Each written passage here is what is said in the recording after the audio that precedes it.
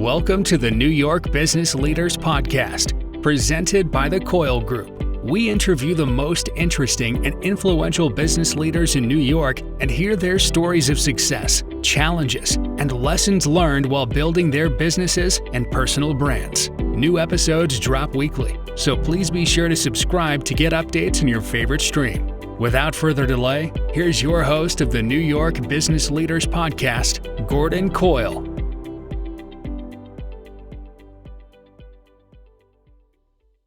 Welcome back to the New York Business Leaders Podcast. I'm your host, Gordon Coyle.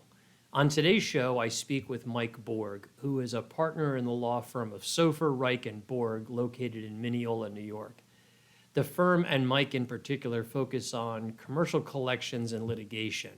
A big part of their practice is working with insurance companies to recover premiums due from insureds, as well as deductibles as part of self-insured plans and large deductible plans. So this conversation is right up my alley. Now, let me include a little disclaimer here and say that while Mike is an attorney, nothing in this conversation should be construed as legal advice.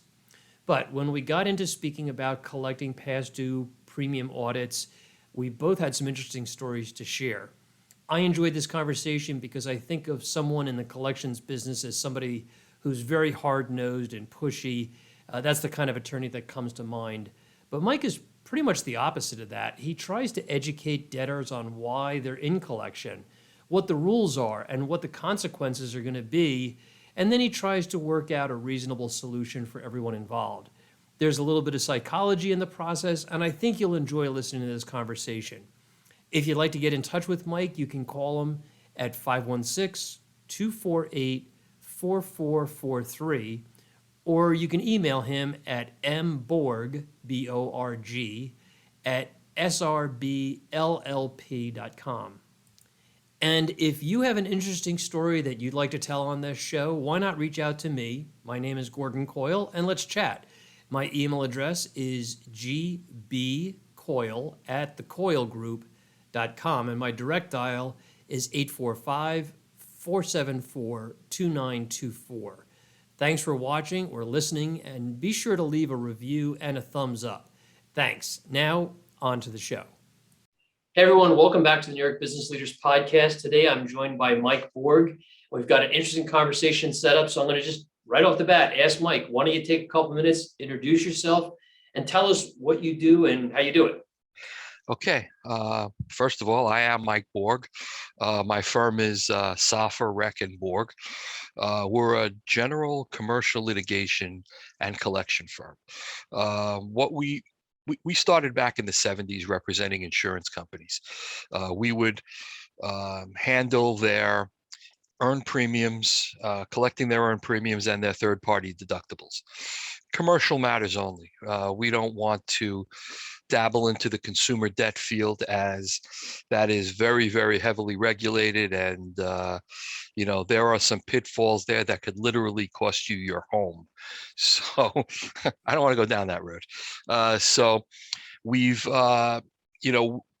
we're taking all their commercial cases involving premium and deductible, and we basically try to resolve the case in New York, here by letters and phone calls and, whatever else it takes. I find that education often is the key to resolving these matters, because, somebody gets a letter from the insurance company or a letter from an attorney. They don't know what it's about, and I'm able to explain to them, why we're asking you for this money, and why you owe it. And if I get cases from the insurance companies that are outside of New York, again, I'll try to resolve them locally. But since I'm only admitted as an attorney in New York, I've aligned myself with a network of attorneys in the 50 states, where I can send these matters to for litigation if I'm unsuccessful in resolving the matter. It's good for the client. It's like one-stop shopping. They have one attorney, me, and I've got the other 49. So we deal with the clients, whether it's an insurance company or other commercial entities now. and we handle the out-of-state issues. Oftentimes, insurance company issues and even general commercial issues are the same, state to state. So I have a bank of legal memoranda that we have developed over the years, because we appeal cases that are ridiculous. I mean, if the judge is going to write a ridiculous opinion, well, we'll try and educate that judge through the appellate process.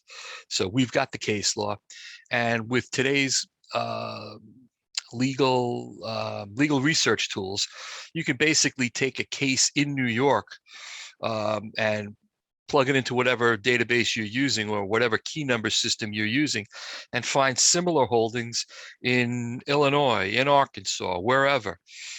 So I'm able to provide them with them meaning my local attorneys, with the legal reasoning, and they just have to adapt my legal precedent in New York to whatever state they're in. And that's the difference between dealing with an attorney and dealing with a collection agency. When you're dealing with an attorney, you're dealing with me. I want to find out why you're opposing what I'm trying to accomplish. Debt collection agency, you've got people who have lists of phone calls that they have to make every day, and they're looking for the path of least resistance toward collecting money. I mean, if it becomes too complicated, it gets put to the back of the list, and then eventually it ends up being referred out to an attorney, maybe 2 months later. So, it's just a smoother kind of collection process. And, once we win a case or obtain a judgment, if we haven't settled the case, we enforce the judgment. We kind of eat what we kill. So we've broadened that over the years. If I can collect on my judgment, why can't I collect on yours? You may be a great personal injury attorney, but once you get the judgment, if the insurance company is not there writing a check at the end of the day, you probably don't really know what to do with that judgment. That's where I come in. Send me that judgment and we'll work it for you. I mean, a perfect example, my brother's a personal injury attorney. He had a dog bite judgment. It was a $30,000 judgment. Okay. It was lying dormant. There weren't too many collection things he was able to do that he knew how to do. And I became aware of this case when he called me with a phone call that he just received from a real estate closer at a closing table. All of a sudden, his $30,000 judgment, is affecting the chain of title. And I hear about this and I'm like, dude, this is the phone call that we all dream about. Start calculating from the date of entry of the judgment to now at simple interest 9%. And this $30,000 judgment is now worth like $38,000. And yeah. So that's basically a very niche practice, but pretty broad within that niche in commercial. In commercial, yes. Right. It's again, our sweet spot wheelhouse would be property and casualty insurance companies and their premiums, their third-party deductibles. But it's anything commercial: goods sold and delivered, professional services rendered. We represent forensic accountants, general CPAs when they're, when the business relationship between them and their client break down, and they need to refer the case out to legal. That's what we do. Got it. And as a commercial P&C broker myself, I can kind of add a little color, and maybe we can talk about this for a minute. Why do these collection issues come up? And in my experience, the biggest one is from premium audits. Yep. So take a contractor, for example, who bases their workers' compensation and general liability premium at the beginning of the policy term on a set number of payroll and revenue, as an example. and they have a great year and they don't adjust their policy during the year. And at the end of the year, maybe 30, 60 days after the policy closed, the policies are audited by the insurance company auditor, and a bill is generated. For argument's sake, they were paying $100,000. Now they've got a bill for an additional $50,000. The contractor now all of a sudden is like, whoa, I'm not paying that. And we've seen this too many times. And as the broker, we try to explain, well, this is a condition of the policy. The policies are based on estimates. You went into it saying it was this much, it's this much plus X. Now you owe $50,000 more. And there's a lot of resistance to paying it, and I understand that clients don't want to part with the money they've worked hard to earn, but this is just a condition of the policy. So they end up refusing, then the insurance company throws up their hands. And is that when they refer the bill over to you to get collected, or? Yes, you would first turn the case back to the carrier because you have an obligation to attempt to collect, and then you turn it back. You're going to forfeit your commission, obviously. Right. And then they sent it to me. And the case you just described is the classic case in my office. I call it the broker did it. Okay. Some brokers are just looking to write policies and get the commission up front and be done with the insured. They don't explain to the insured that, insurance protects you against property and casualty risk. How do you measure risk? Well, you measure risk by the amount of business that you do, whether it be gross sales or payroll. Okay. If there's more risk, there's more potential liability for my company, my client. For your client being the insurance company. The insurance company, yeah, they've got more things to worry about in terms of things that happen, bigger jobs. And the only way you could really measure the amount of risk you're insuring is after the fact with an audit. Right. Typically you have a good faith estimate of what you expect your sales or your payroll to be. And then the audit, so basically what happens is these insureds don't read their policy. Not only do they not read their policy, but if your rate is, let's say, $35 per $1,000 of exposure, that's like a 3.5%. That's a 3.5% rate. And usually my rates are high because I deal with a lot of surplus lines carriers. Okay. And that's a different animal, and we can talk about that later. But it's the same principle. If they don't build that 3.5% into their job estimate, they're going to be short at the end of the day. Yeah. As they scale their business, their insurance costs need to scale with it. Right.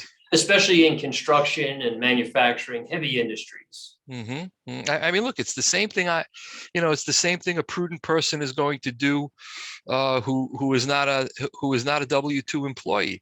If you're a 1099 employee, and you get that $10,000 check, well, you got to put $3,500, $4,000 away and forget about it, because at the end of the day, the government is gonna want their fair share. So If you haven't put that money away and figured that into your budget, come April 15th, you're gonna have a problem. Now, just kind of playing off the same kind of example. So the contractor has this $50,000 bill, they don't want to pay it, it gets referred to collection. Can you give us a rough estimate of success rate? How many times do you get the money that the insurance company originally bills, or does it get whittled down? Because I often tell, recalcitrant clients, look, you're going to pay that amount either today or in 6 months or 2 years. Come hell or high water, the insurance company is not walking away from that audit premium. But I never really know statistically how much of those dollars actually get paid. Well, if that case comes into my office, that case is a winner. Okay. If you're not willing to pay that amount or work or allow me to work with you on a payout on that amount, I'm going to sue you. Okay. And that's a case that, look, as an attorney, I can't guarantee a victory. If courts did what courts were supposed to do, initially there wouldn't be a need for appellate courts. But I'm going to take that case, file a summons and complaint, have you served, and as soon as you answer, I'm going to move for summary judgment. Now, summary judgment is the procedural equivalent of a trial. Okay, I put forth my papers, and in this case, it's going to be the policy, the audit, and the statement of account. All the elements of the contract are going to be present in that case. There's going to be the contract between the parties, the policy. There's going to be the audit, what measured the amount of risk. And then there'll be a statement of account showing the payment of a deposit premium. We've got, offer, acceptance, and consideration right there. You've paid for that policy. You've ratified that policy. Whether or not you've read it, those terms bind. Okay. We'll move for summary judgment, and I would say 8 times out of 10 we're going to win that case. And if we don't win it, and there isn't a good reason why we didn't win that case, we're going to take the appeal, and we're going to overturn that judge. And if you want to see how many appeals we've done, I mean, Google my name. There are there are plenty of appeals out there, and I have just that case right now that I'm waiting for a decision from the first department on. I got a garage policy, a garage owner. The premium is based upon certain adjustments to payroll, and the insured is saying that, well, the payroll's not right. And I'm like, okay, what's right then? Well, we want discovery from you, meaning me. I'm like, everything that you're disputing here is in your possession. Okay, if you're telling me that the payroll that my auditor picked up is not right, well, my auditor looked at the tax returns and looked at your books. So what's not right about it? I'll pick up on that point just for a quick second, and that is that sometimes audits are wrong, and legitimately they're wrong. The auditor transposed a number, they didn't pick up the right numbers, they got something confused. But when the broker sends the audit report to the client with the bill that says, please look this over, if there's any inaccuracies, technically they should return it within 20 days back to the broker so the broker can dispute it. But if you don't have documentation to dispute it and verify another number that's legit, you really don't have a leg to stand on. So I'm just kind of saying, from the broker perspective and the client perspective, if you don't feel as though that audit was done correctly, or that there's data that's incorrect or something's missing, you need to report that back to the broker or the insurance company ASAP. Otherwise, the audit's going to stand. Well, a year after the scenario that you just turned out, maybe I have that case in position for a summary judgment motion. I'm still going to listen to what the insured has to say as to why the audit is wrong, but you have to back it up. Yeah. If I transpose that digit, or if I don't know, if added another zero. Well, yeah, whatever, or if this person, whose payroll got picked up is not actively involved in the roofing business of, he's not on the scaffolding, he's behind the desk, maybe there needs to be an adjustment. And even though you say it's got to be done within the first 30 days, I've always said, if you don't owe the money, I don't want it. Show me that you don't owe it and I'll go away. But if you don't show me, if you can't prove your case, I'm moving forward. And basically the situation that I've got up on appeal is that very case where the insured and their accountant says that this payroll is wrong. and we need discovery from you, meaning me. You don't need anything from me. You have everything. But the judge bought that argument, and no. That's not an art that should not be a successful defense to a motion for summary judgment. If you want to put up, show me that your tax returns were amended and these are your true gross sales, great. I'm going to send this to my client and we're going to make an adjustment and we're going to find out what the right number is, and that we're going to resolve the case for the right number. Again, I don't want it if you don't know it. But if you're just going to say it's wrong and you're going to get your accountant to say it's wrong, and this is all information that you as the insured have in your custody and control, and you're not putting it forth, no. I think those are all good points. And I think often there's a lack of realism in the mind of the client who just doesn't want to pay that big bill. I don't want to beat up on. I always tell my dad has two sons who are attorneys, so he thinks he's always right. And I always tell him, I said, Dad, the worst case in the world that you're going to have is one where you think you're 100% right, and the other guy's got no leg to stand on, because in that case, there's no room for compromise. We can't reach an amicable resolution, and it's the proverbial fight to the death. We're going to trial, that type of thing, and that's just not the way it should work. Yeah. It would seem to me, you mentioned earlier about deductibles, and then we can kind of move off of the insurance conversation. Okay.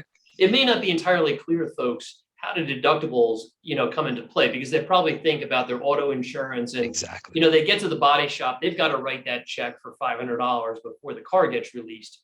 But there's a lot of forms of insurance where there's a retention or a deductible that have to be paid by the client, and it becomes part of the, summary close of the claim situation. Where do you get involved, and why do you get involved in those situations? Okay. Let's say I fall down in your building. I go down the stairs, I trip, I hurt myself. You're negligent. You left things on the stairs that I fell on. Blah blah blah. Right. I've got this grievous injury. We go through the whole process, and the insurance company, rather than wanting to risk a jury verdict, they settle the case. Let's say they give me $100,000. Right. Okay. You've got a $10,000 deductible in your policy.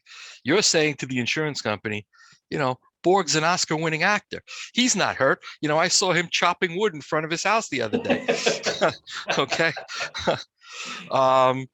That may be right. I may have been chopping wood in front of my house, but the insurance company has the absolute right to settle a case in most instances. Right. It's business judgment. I mean, do they want to take the chance that I'm going to go before a jury and put on such a show that the jury is going to award me, a telephone number, maybe even with an area code, that kind of those kind of figures. No, if they can make this case go away for the 100 right off the bat, they're going to do it. Right. And the insureds have to realize that this is risk management for the insurance company, and you've got a contract which says, if you're responsible for $10,000 on each claim made. Okay. Some of the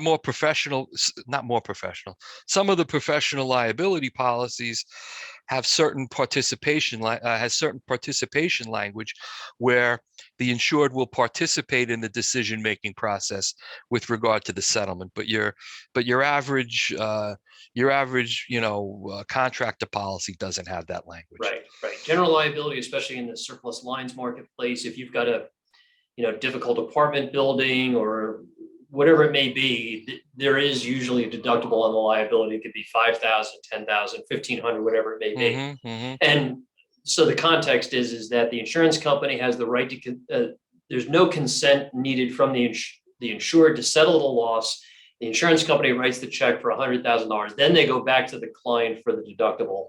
Right. And that's where the dispute takes place at times. And basically the deductible or the retention is just a way to apportion. It's just a way to apportion risk.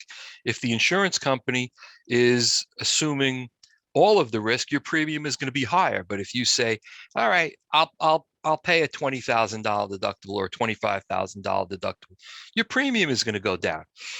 So you're going to be paying less upfront for the policy, but if you're not careful and you allow bad things to happen, under your watch per se, it may cost you. Yeah, and the way I describe it to clients is that it forces you to have skin in the game. You're going to take those dangerous things off the steps, so award-winning actor Mike Borg doesn't fall down the steps. So all logical stuff. Now, outside of insurance, there are other collection matters. Do you get involved? I think you mentioned that you do other commercial collection issues. Yes, goods sold and delivered, services rendered, professional services rendered, all that type of stuff. Again, no consumer debt, but it all. It's all basically the same thing when you whittle it down to the bare facts. Okay, contract, consideration paid, something happens, and there's a breach, and we can take that one step further, because again, I think at the beginning I mentioned that we collect our own judgments. I can take a judgment from another. Well, we discussed that as well. I could take a judgment from another attorney and just work the collection end on that judgment, the enforcement end on that judgment, because maybe the attorney is not, his area of expertise is not that. So basically, it's a commercial. It's a contract, bottom line, whether it be a contract to pay premiums, a contract to pay for roofing work, a contract for accounting services, it's a contract. Got it. Do you find any particular challenges with a changing economy or anything like that today? Yes. I find myself having to, now I'm going to date myself. I find myself having to play Monty Hall and make a deal more often now than I've ever had to do before, because I don't want to really publicize this, but the courts are moving slower today. They're trying to absorb the backlog that COVID created. There are a tremendous amount of cases on the trial calendar. It's taking a long time to move cases through the court system. So that, combined with people who are legitimately economically affected by the shutdown, by now the whole ridiculous economy that we're in, I basically have to say to people, look, if you work with me, I'll work with you. And they say, look, I just can't afford to spend a lot right now to resolve this case. I know I owe you the money, but I just don't have it. And in a situation like that, I'll work with the guy and I'll say, what can you pay me on a monthly basis now? So he'll tell me X. Okay, fine. How long do you think you're only going to be able to pay X? Might there come a time where you get back on your feet where you can, pay Y? And he'll say, yeah, I need about 8 months and I should be back up on my feet. So what I'll do is I'll enter into a payment arrangement with the first 8 payments being X, and there being a balloon payment at the end of this for the balance. Okay. And I'll tell the guy, I say, look, if you can't pay the balance at the end of this deal, show me why. Okay. Just like you showed me now that you can't pay it. And we'll come up with another number for 6 or 8 months with another balloon at the end. And I'll work with you. The client is happy because they're getting money in. I'm happy because I'm getting money in. I'm also getting valuable banking information if if the guy does default, which is an unfortunate situation. But you have to work with people. And I'll tell these people, I say, look, all you need to do is pick up the phone call or pick up the telephone or send me an email. If you're working with me and you're honest about working with me, I'll work with you. I'll do whatever it takes to work with you. It's give and take. Yeah, But it sounds like, I'm sorry, it sounds like there's a bit of human psychology at play here. if you're going to lie to me, all bets are off. Then we have a problem. Yeah. So over time, I'm sure that you've understood how to read people and get a sense of their legitimacy. Yeah, you certainly can. You certainly can. I mean, and you could see. You could see by their payment history just how sincere they are. I mean, if payment 1 is due on July 1st, and I got that payment in already, so here it is, June 29th. Okay, that's a good sign. That's a good sign.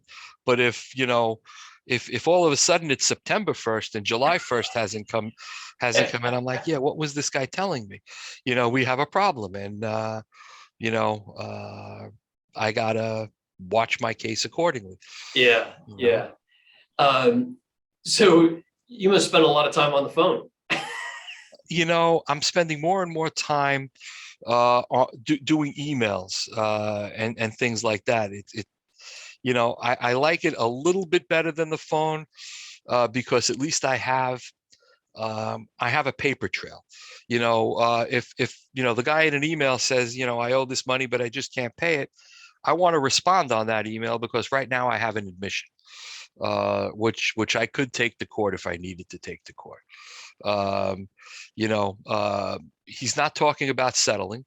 So, there is an article, there is a provision in our rules of evidence that basically indicates that discussions and contemplation of settlement are not admissible.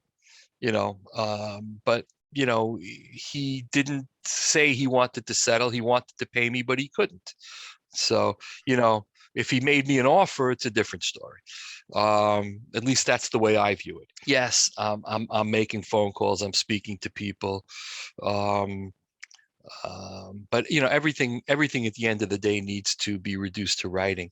And the headphone that I'm wearing serves two purposes. It allows me to speak to people on Zoom like this, but I also have a dictation program in the office where I can dictate my letters. The voice to text feature. Okay. So both. So to answer your question, phone and email. I don't do text. I try not to give my cell phone number out. Because I'm not in the criminal field. I don't need your phone call on a Saturday or anything like that. I mean, at 2 a.m. or something. Yeah. Certain clients have the cell phone. They've got those privileges, but for the most part, since we're dealing business to business, there's no reason to text. So talking about business, how do you get new business relationships? How do you get new insurance companies to start to use you as a provider? Legwork. Speaking to people, networking with people.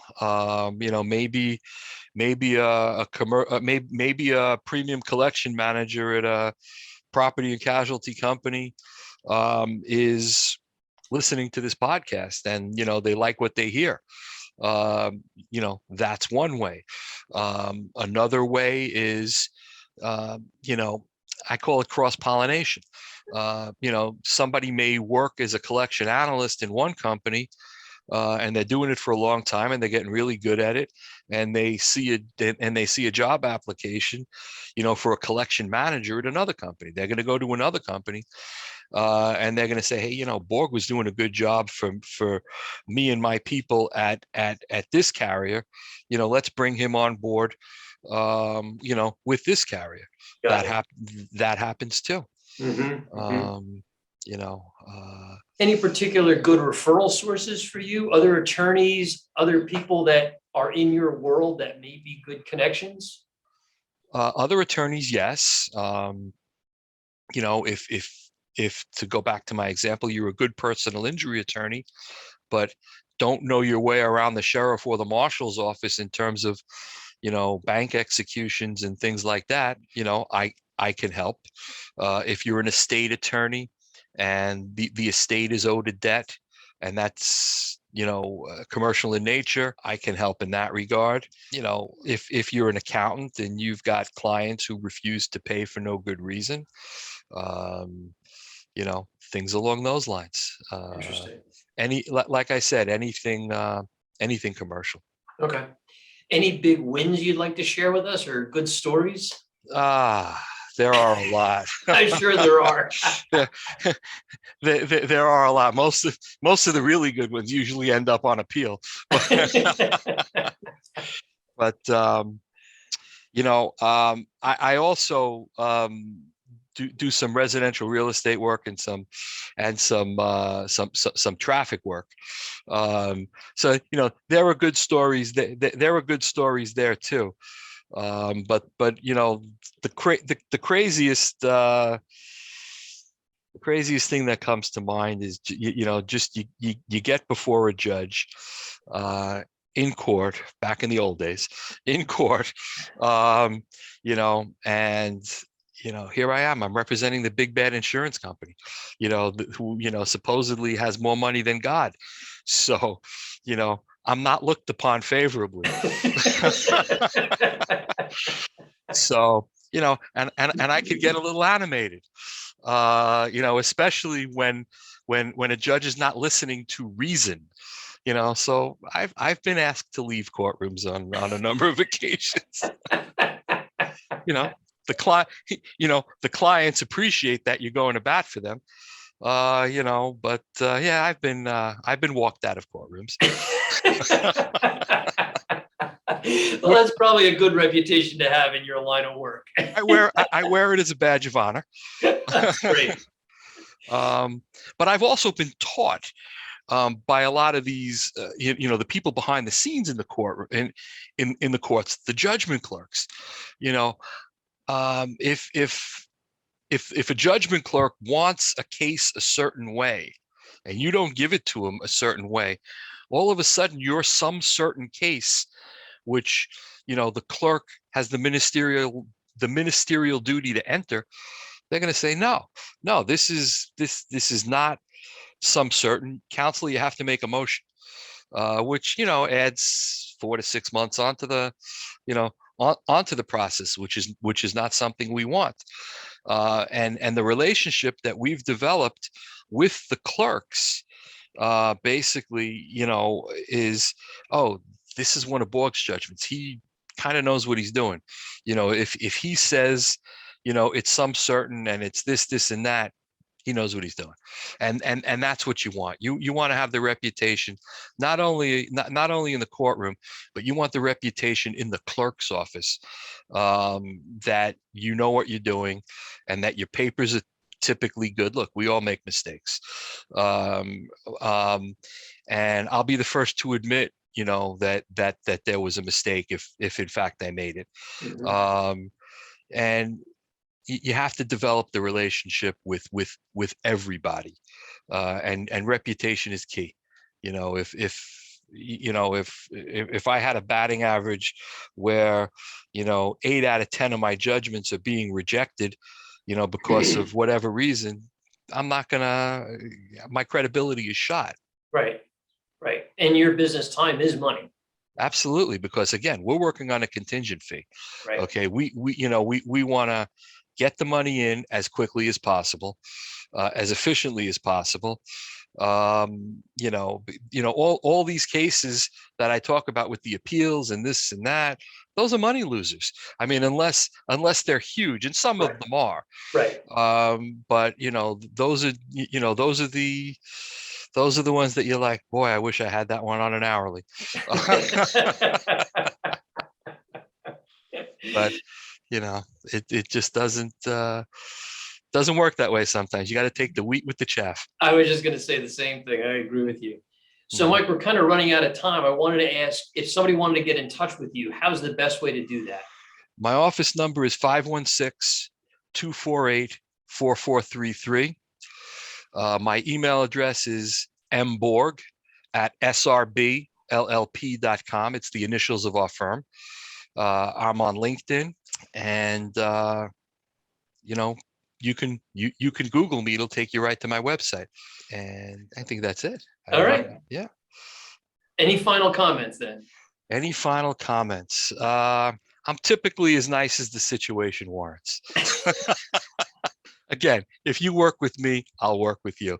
If you cross me, we got a problem. Having only known you for a short period of time, I get the sense that you're a very reasonable person. I try to be. To be. Look, there are other attorneys who do what I do, and and they do it as good as I do it. You're either going to like me and who I am, or you're going to like them, and you're going to use them.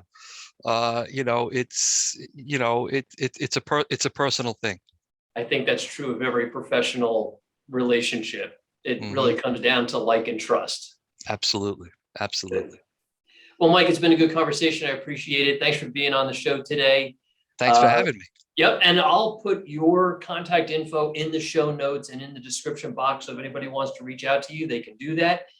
And just to kind of wrap up, my name is Gordon Coyle. I'm the host of the New York Business Leaders Podcast. If you have an interesting story that you'd like to share with us on this podcast, I'd love to have you on the show. I'll put my contact info in the show notes as well. And until the next time, see you later. That's it for this week's episode of the New York Business Leaders Podcast. Be sure to subscribe so you don't miss next week's episode. In the meantime, find more interviews and resources at nybusinessleaders.com.